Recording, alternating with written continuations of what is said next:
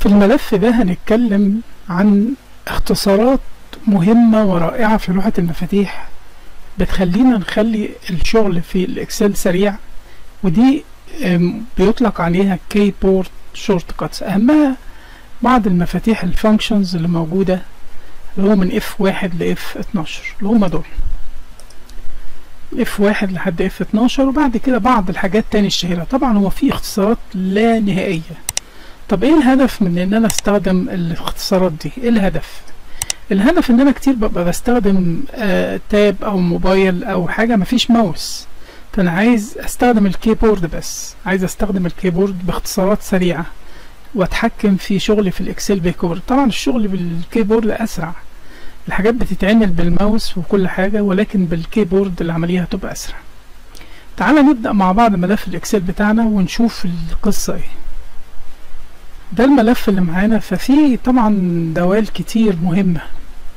اول حاجة يعني انا في الاول كده بحب اقول ان عامل شيت كده فيه الكيز، المفاتيح اللي احنا هنتكلم عنها. تاني شيت ده الكيز اللي من F1 ل F12 ده موضوعنا. F1 بتعمل ايه؟ لو انا دوست على F1 كده هيجيب لي هيلب. الهيلب اكتب بقى اي حاجة، مثلا اكتب في لوك اب،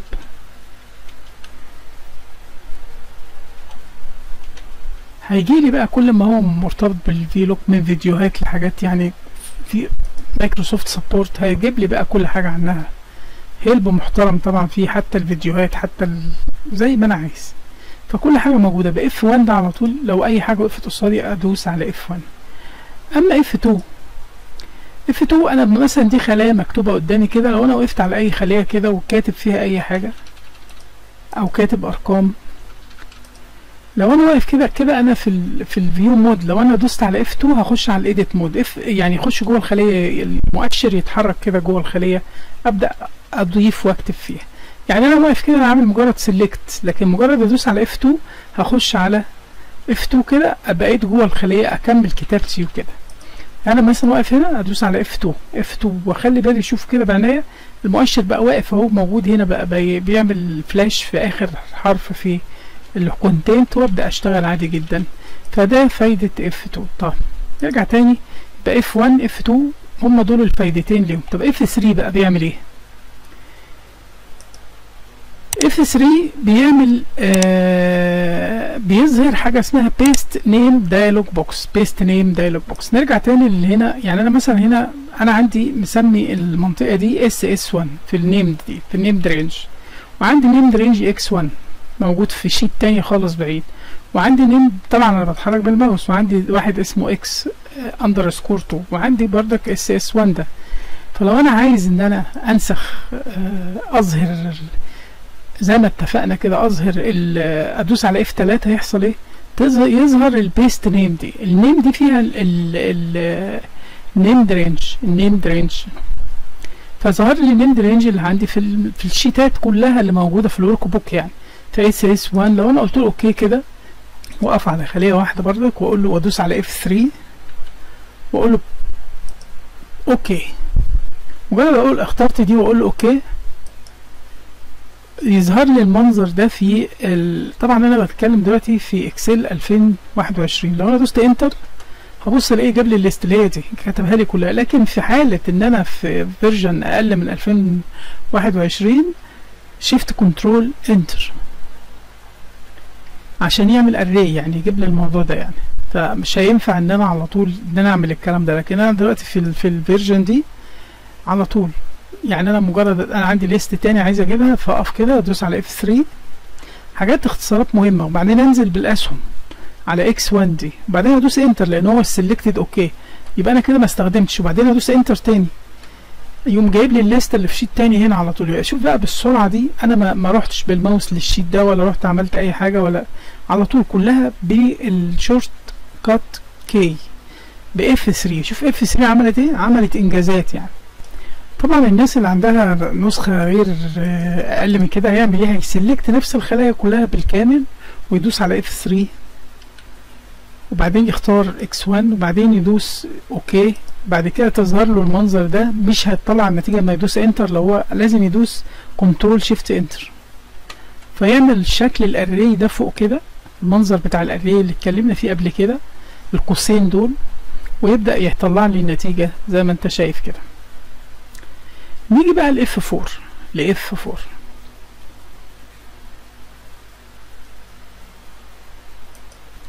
F4 معروف عنها ان هي بتغير لي شكل الخلية من ابسوليوت لريفرنس لميكسد، اللي هو علامات الدولار ساين اللي بتبقى موجودة قبل الهيد وقبل الرو، قبل الكولوم والرو. طب تعال نشوف الموضوع ده بيمشي ازاي. نجرب مثال بسيط. يعني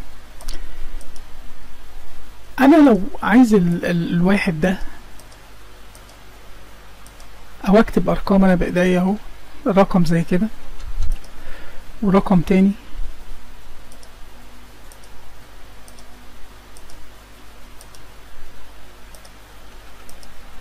ادي مجموعة ارقام.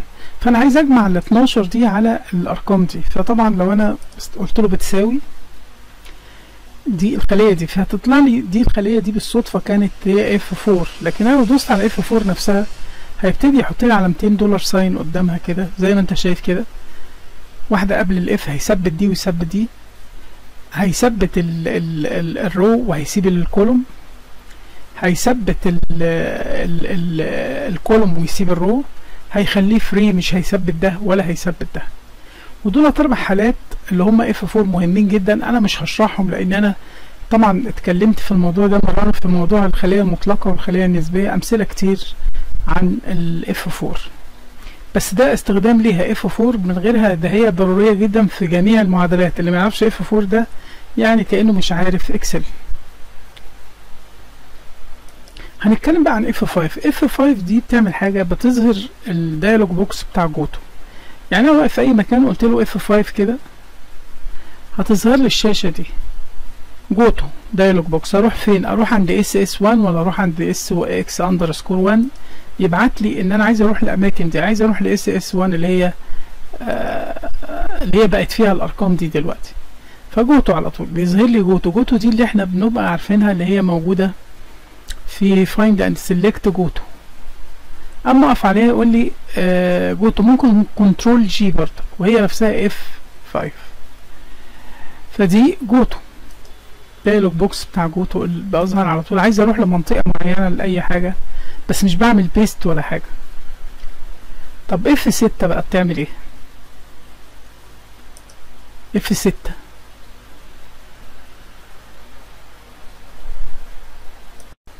تعال نشوف F6 بتعمل ايه. F6 move to next pane in worksheet. يعني مثلا على سبيل المثال انا لو عندي في الفيو عندي مثلا وانا واقف هنا في المكان ده، فانا عندي سبليت موجوده. سبليت دي يعني مقسم لي الشيت ل4 اماكن، وخدنا امر سبليت ده قبل كده. انا هنا واقف في اي مكان، فانا دلوقتي بتحرك دلوقتي بالماوس. لا انا عايز اتحرك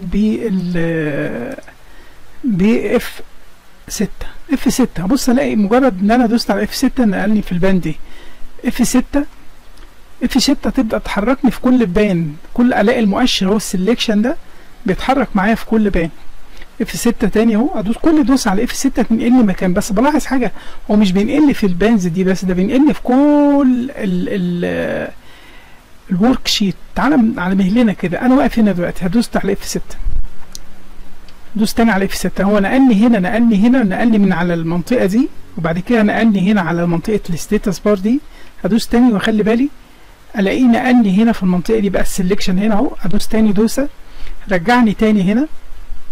يعني اهو انا مثلا في المنطقه دي دوست على F6 بقيت هنا، دوست على F6 بقيت هنا، دوست على F6 بيوريني المكان ده انا كنت بعمل فيه ايه. F6 حتى لما ادوس تاني عمل لي هنا، جاب لي الاختصارات لوحه المفاتيح. اقدر بقى لو دوست على اي حرف من الحروف دي او رقم يوديني هنا السيف، مديني اختصارات. لو انا عايز اروح عند فيو ادوس على W، لو ديفلوبر ادوس على L، لو هيلب ادوس على Y وانا واقف هنا. فاذا هو اداني. وبرضك ده المنظر ده بجيبه بألت وF10 نفس الكلام هناخدهم دلوقتي. بس انا بقول يعني F6 بتنقلني في كل مكان. طب وبعدين اما اجي اتنقل من مكان لمكان بقى، انا هنا دلوقتي واقف في الباندي، دخلت على الباندي السلكشن، كنت واقف هنا بعمل حاجه، وقفت هنا كنت بعمل حاجه، وقفت تاني جالي تحت على المؤشر ده. لو انا دوست على الاسهم بتاعت لوحه المفاتيح، شوفوا ما انا بستخدم بقى لوحه مفاتيح، ارجع تاني بينقلني. لو دوست على تيب نقلني على الزائد دي، لو دوست على تيب تاني رجعني هنا، فاقدر اتحرك ادوس انتر. لو دوست على تيب يبقى الخلاصة ان F6 انا لما بختار اي حاجة مكان معين زي كده وادوس على F6 بينقلني في بان تانية زي دي، F6 ينقلني في بان تانية زي دي، ينقلني هنا في التيبس دي، ينقلني هنا في منطقة النورمال واللي اوت دي، ينقلني في الزوم، حتى الزوم هنا ينقلني يجيب لي هنا في المؤشر هنا، وبعدين ابدا انا اتحرك في كل مكان، او ينقلني في المنيوز دي، واقدر انا اتحرك من كل حاجه باستخدام التيب اللي موجوده على لوحه المفاتيح. واقدر ان انا، او لو ظهر لي الحروف، لو ظهرت لي الحروف اللي موجوده على ال زي دي كده، ادوس على الحرف اللي انا عايز اتحرك له. ولو دوست انا، بس انا هنا سيلكتد هوم، لو انا دوست على الاسهم يحركني المنيو اللي جنبها. فاف 6 دوسه تاني الاف 6 هتظهر لي كذا دوسه، يعني تظهر لي الحروف. لو دوست على ال دي تظهر لي قائمه الديفلوبر كده يعني، وكل الحروف دي التانية دي تنقلني الاد ان، تنقلني الاتش اللي هي الاكسل اد ان، وهكذا. يعني انا بتحرك بالتيب والاسهم والحروف واف 6. بتحرك فين بقى؟ في كل مكان في الشيت، في كل مكان في الشيت. نيجي بقى نخش على اف 7 البسيطه دي. بتعمل ايه اف 7؟ اف 7 بتظهر التشيك سبيلنج، يعني التدقيق الاملائي. يعني انا واقف في اي شيت من الشيتس دي كده، اي شيت، وقلت له اف 7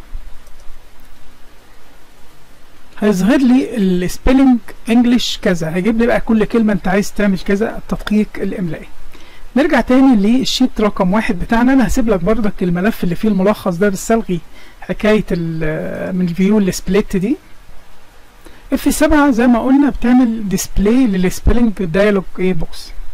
طب اف 8 تيرن اون واوف الاكستندد مود، يعني انا لو واقف هنا وبعلم كده بتحرك بلوحه المفاتيح بالاسهم فوق وتحت وشمال ويمين، ودوست على اف 8، ابص الاقي ان هو بيعمل اكستند للسلكشن في المكان اللي انا رايح له. اكستند كده بعمل سلكشن انا كتير مش عايز اعمل سلكشن بالماوس، فانا بعمل سلكشن بلوحه المفاتيح، فادوس على اف 8. فانا اف 8 بعمل بيها سلكشن. لو لغيت السلكشن خلاص ارجع تاني للوضع بتاعي العادي ده. لو دوست على اف 8 يعمل لي تيرن اون او اوف الاكستند مود. اكستند مود از ايه؟ تيرند اون او اوف اهو كده. انا هي اون كده ان انا بعمل الحركه دي. ان ليه بعمل سلكشن بدل ما بدوس على شيفت ممكن طبعا لو دوست على شيفت والاسهم، بس انا خلاص فتحت الاكستند مود بتبقى اف 8. ممكن اف 8 كده خلاص لغيت الاكستند مود. لو انا عايز ادوس استخدم شيفت والاسهم فبيعمل نفس الدور، بس دايس على زرارين. انا مش عايز ادوس على زرارين، بدوس كفايه على اف 8 فتقوم بالقصه دي. هنتكلم على اف 9. اف 9 بيعمل ايه؟ بيعمل ان هو بيجي يطلع لي النتيجه على طول. يعني مثلا على سبيل المثال الايكويشن بتاعت مجموع الحاجات دي، انا وقفت كده فهي الايكويشن بتاعت صم دي. لو انا وقفت هنا طبعا ودوست على النمبر دي في الفيرجنز، اي فيرجن انا اخترت المجموعه دي كده ودوست كده، فجاب لي الارقام اللي هو بيجمعها فوق ظاهره قدامك كده. اي بقى بارامتر موجود جوه اي داله بدوس على الحاجه دي يجيب لي الحاجه اللي انا بجمعها والحاجه اللي هعملها، مش مجرد رموز وخلاص. دي حاجه مهمه يعني بقولها بمناسبه اف 9. لو انا عامل كده ودوست على اف 9 شوف اللي هيحصل. مجرد ان انا دوست سيلكت اللي هو النيمد رينج او الاسماء الخلايا دي ودوست اف 9 اتحولت لارقام، جاب لي الارقام. لو انا دوست انتر على طول بقى خلاص هو كده بقت الفورمولا اللي عندي لما اقف عليها جايب لي الارقام بالمنظر ده. اف 9 هي السبب في القصه دي. كان ممكن كمان لما اقف على الخليه نفسها كده وادوس اف 9 يتحول يشيل ريبليس الفورمولا ويز اوين ريزلت، يحط الريزلت على طول، ما يخليش فيه فورمولا خالص لو دوست على اف 9. بس انا يمكن مش هدوس على اف 9 لان البرنامج اللي بسجل بيه اف 9 بتعمل حاجه ده بيوقف ويشغل يعني، فبالتالي بيعملوا كونفليكت مع بعض. لكن انا بقول لك المعلومه اهي. ويمكن في خليه هنا كانت عباره عن بردك نفس الكلام، ان انا شال الحاجه باف 9، شال الخلايا دي، حاطين الارقام نفسها في صم اف. انا خليته حط الارقام بدل الرموز يعني في المعادله دي.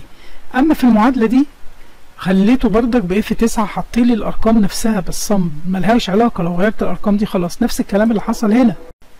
اذا انت لو وقفت على اي فورمولا ودوست على زي انا واقف على الخليه دي كده ودوست دبل كليك او دوست على F2 وبعدين علمت المعادله الفورمولا كلها ودوست على F9 هيشيل المعادله ويحط الفاليو بتاعتها على طول. بقت الفاليو ملهاش علاقه، هو جمع وعمل وكله حاط لي الريزلت، كاني عملت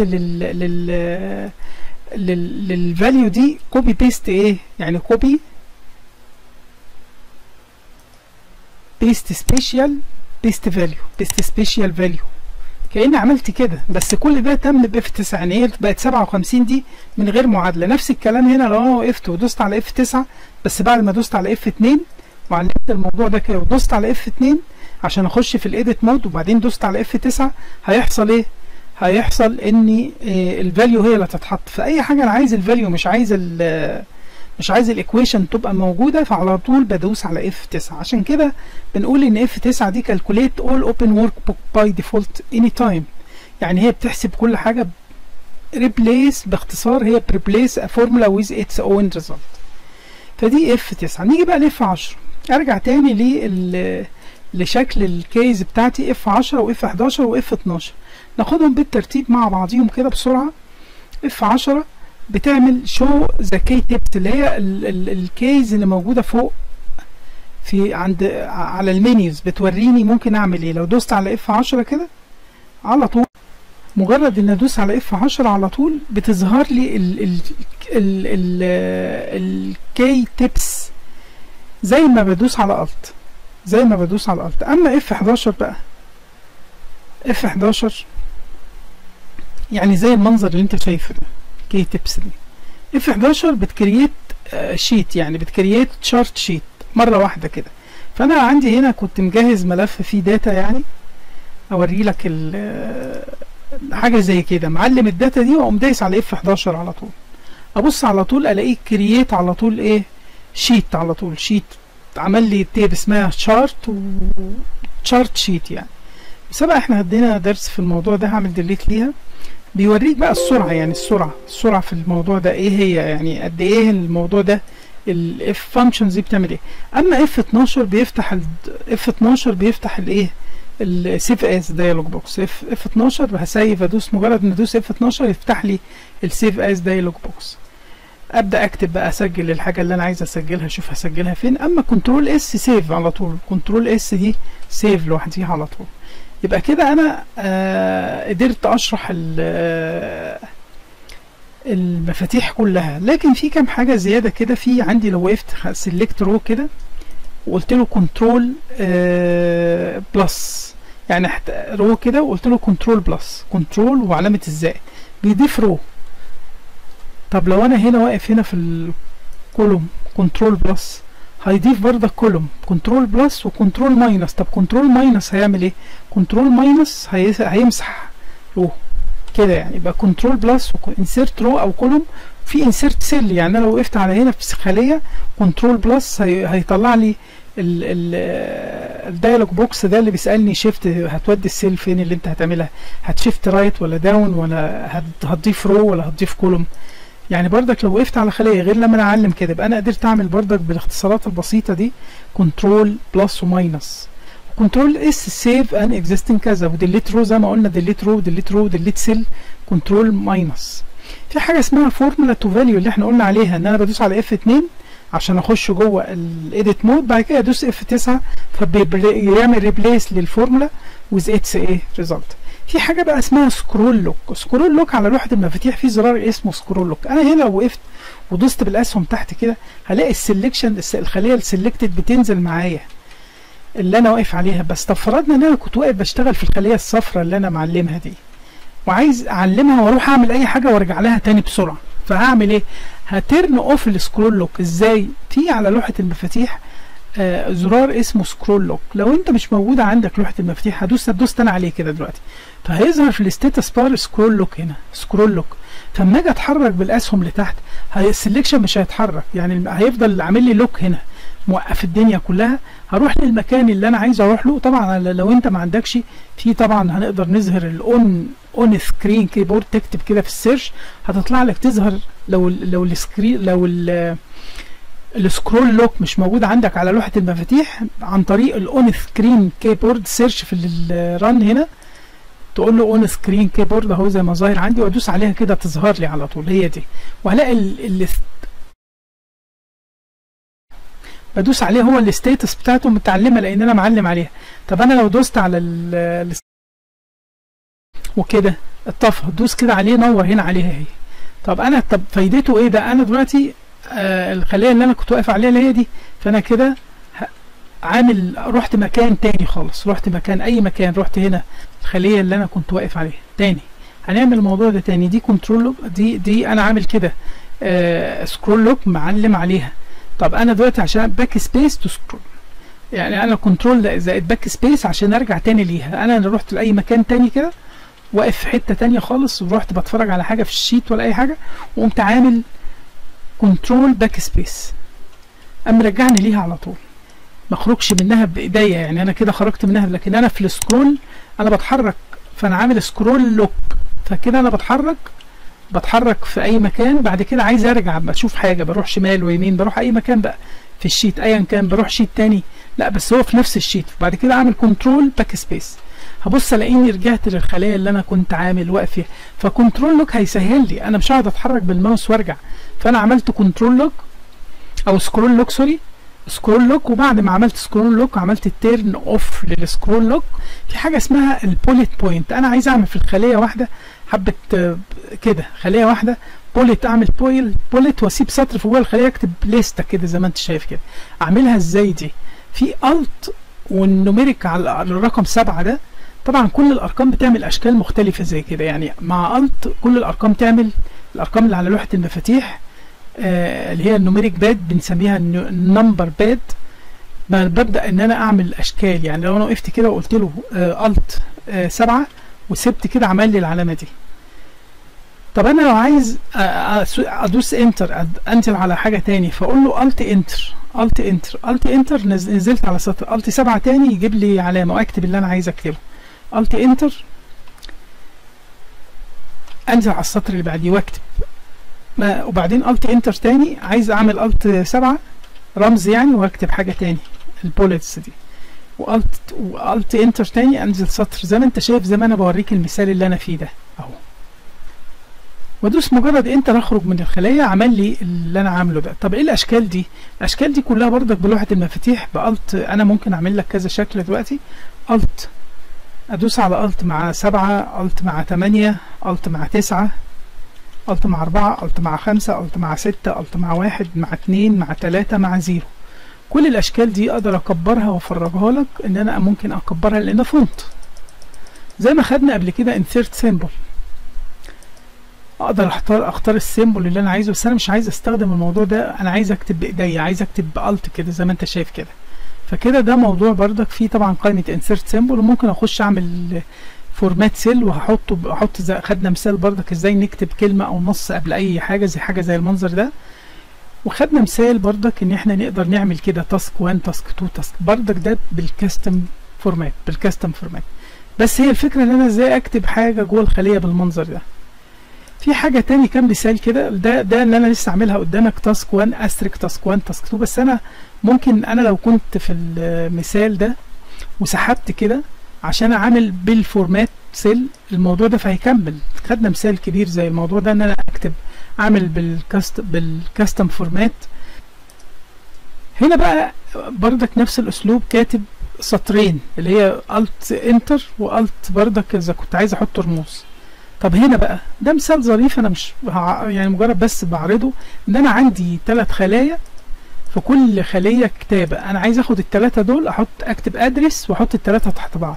فبستخدم الايكويشن اللي هتظهر لك دي، اقول A2 اللي هي دي اند كاركتر 10 دي يعني انتر اللي هي بيسيب سطر يعني، اند B2 اللي هي دي B2 يعني انا بقف عليهم دي ودي بس حاطط بينهم كنترول كاركتر اللي هو الكاركتر 10 دي يعني سيب سطر جوه الخليه، وادوس انتر. مجرد ما اعمل كده خلاص كتبهم لي جوه الخليه.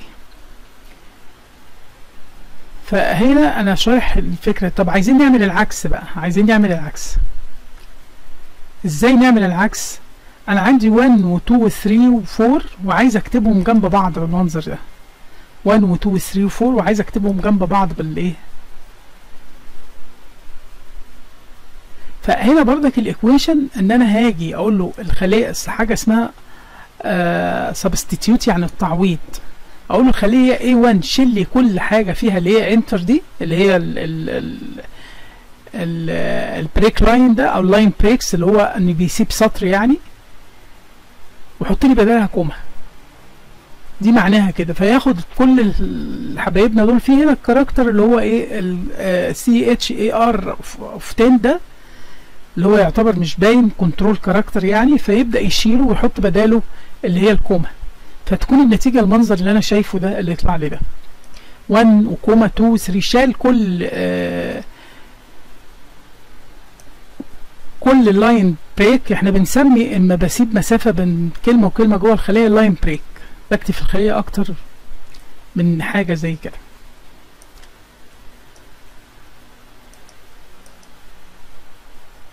في اخر حاجه عندنا حاجه اسمها شو فورمولا. شو فورمولا يعني ايه؟ شو فورمولا دي يعني انا هنا عندي الفورمولاز، عندي هنا شو فورمولاز دي. فهنا برضك دي انا كتير بنحتاج ان احنا نعمل شو فورمولاز. فبتتشاف ازاي؟ بكنترول وفوق التيب، فوق التيب above the tape K في العلامه اللي هي اسمها يحول لي على طول كل ايكويشن بالريزلت، يكتب لي الايكويشن بدلها. فدي الايكويشن ودي الايكويشن ودي الايكويشن ودي الايكويشن خلاص. وهنا برضه كل ايكويشن في الشيت يظهرها لي على طول. وعلى فكره يبقى دي كنترول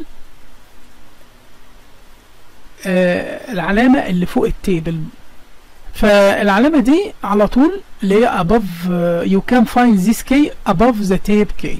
خلاص يبقى انا ادوس تاني كنترول العلامه دي على طول يظهر لي الفورمولا، تظهر على طول والفاليو تظهر. ادوس تاني عليها تظهر لي الايكويشن لكن ما تظهرش الفاليو. كم ممكن تظهر دي منين؟ دي برضه كل حاجه. يبقى هنا هم بيحاولوا يجدوا لكل حاجه من الحاجات اللي هي موجوده على بالماوس بيعملها يوجدوا لها اختصار على لوحه المفاتيح. فكنت من فورمولا هنا، من فورمولا كان ممكن اقول له شو فورمولا وادوس عليها تاني تظهر لي، بس ده بالماوس، ده بالايه؟ بالماوس. او لو عندي تاتش سكرين. فورمولا تكست اللي كتير انا بستخدمه، انا بظهر فورمولا تكست لمين؟ للخليه دي اللي هي فيها ايه، فيكتب لي الفورمولا نفس الكلام. فبيكتب لي الفورمولا اللي كانت هنا هي sum من A1 من A1 ل A4، هنا count من A1 ل A4، هنا اسمة A5 على A6، هنا الافريج من A1 كذا. فيظهر لي ده بالداله اللي اسمها فورمولا تكست. اخر حاجه تاني في الاختصارات عندنا اسمها بيست سبيشال. يعني ايه بيست سبيشال؟ يعني انا خدناها قبل كده كوبي. مثلا لو عندي خلايا زي كده بعمل لها كوبي واعمل لها بيست سبيشال، اسلكت كده واعمل كوبي، بعد كده اقف في اي مكان اقول له بيست سبيشال، بعد كده ممكن اقول له ترانسبوز كده. كل ده هل ينفع نعمل الكلام ده بالشورت كات كيبورد؟ ينفع. ازاي؟ همسح انا الكلام ده كده واعمل بردك كوبي واقف في اي مكان اللي عايز اعمل بيست ليه. هعمل ازاي الكلام ده؟ بكنترول الت في. كنترول الت في، بعد ما اعمل كنترول والت معاها في، حرف الفي، هتظهر بيست سبيشال. كل حرف موجود هنا الاي، هنا الاف، هنا الفي، ادوس على الحرف بس. هنا الترانسبوز الاي محطوط تحتيه شرطه، هو الحرف ده اللي بعمل بيه كنترول، فانا هدوس على الاي عشان يعمل لي، وادوس انتر بلوحه المفاتيح فيقوم على طول عامل بيست ترانسبوز بلوحه المفاتيح. يبقى انا كده بكنترول، انا برضك عامل كوبي تاني، هعمل مثال تاني وده اخر حاجه معانا، كوبي، وهاجي هنا كنترول بكنترول الت في، هتظهر القائمه او الدايلوج بوكس بتاع البيست سبيشال. انا عايز طبعا ماليش دعوه بالحركه الماوس اللي بعملها دي، انا عايز اعمل بيست فاليو بس اذا كان في معادلات. لا انا عايز اعمل اي حاجه من الحاجات دي، ادوس على الحرف ده. فممكن اقول له بيست مثلا، بس واضح ان هو ما فيهوش غير ترانسبوز اللي هتمشي معاه، اللي هي الاي اللي احنا عملناها دي، وادوس انتر. اي ادوس على اي واي، خلاص كده اي وانتر فيجيب لي الحاجه دي. اما لو كان في فورمات او اي حاجه، كل الحروف اللي قلنا عليها اللي موجوده دي تمشي معانا عادي. اخر حاجه معانا في الدرس حاجه مهمه، كنت عامل لك ملخص ظريف جدا في الملف شيت الاكسل اللي انا هسيبه لك، اللي هو فيه كل الامثله دي والكلام اللي احنا كاتبينه، في اختصارات المفاتيح كلها باختصار، وفي كمان حاجات زياده، حاجات بعض الشورت كات كيس بردك، وكل حاجه بتعمل ايه. فانا بمرره قدامك كده بس عشان لو انت حبيت توقف الفيديو تشوف حاجات دي وتحاول تجربها، يبقى كده ايه، ده واحد. التاني بقى اللي هو يعتبر ده يعتبر عملاق يعني. هنا بردك ده شيت متاخد من موقع مايكروسوفت، في كل الفريكوينسي، الحاجات اللي دايما بنستخدمها، كل البوتنز. طبعا لو انا جريت لك الشيت ده كده، هجريه بس كده، انت تقدر توقف يعني ساب المؤشر يجريه يحركهولك كده، طبعا كبير جدا يعني. الريبون كيبورد شورت كات هيبدأ يتكلم عنهم حاجة بالتفصيل، وايه اللي هتعمل ايه عشان تعمل ايه، كل حاجة بالتفصيل يعني.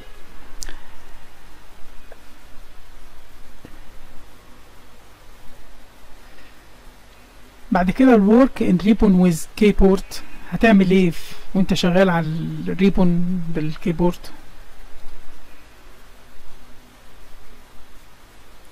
النافيجيشن ان سيل بقى، تتحرك ازاي جوه السيلز يعني. ليفت اللي هي زراير الاسهم، والكنترول والاند والهوم وكده، وكنترول شيفت، ايه اللي بيحصل.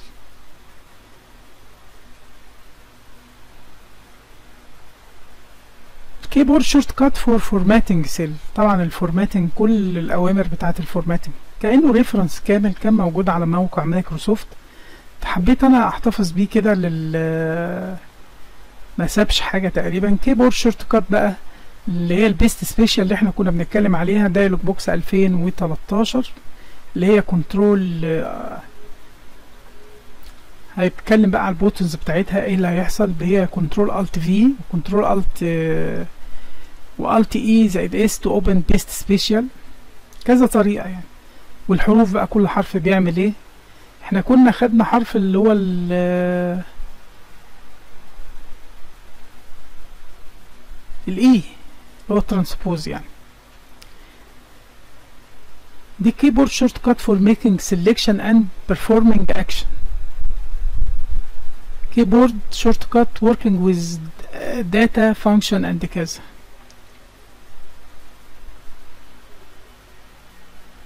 F9 وشيفت F9 بتعمل ايه، وكل بقى امكانيات غير عاديه. كيبورد شورت كات فور ريفريشنج اكسترنال داتا. باور بيفوت كيبورد. هنا ده اللينك بتاعت مايكروسوفت، طبعا اللينك ده موجود، هسيب لك لينك تاني. هنا بقى كل بوتون اف ده F1 بيعمل ايه، بس F1 مع كنترول مع الت مع الت شيفت F1 كل حاجه بقى. F2 F3 اللي انا اتكلمت عنهم، بس هنا باكتر.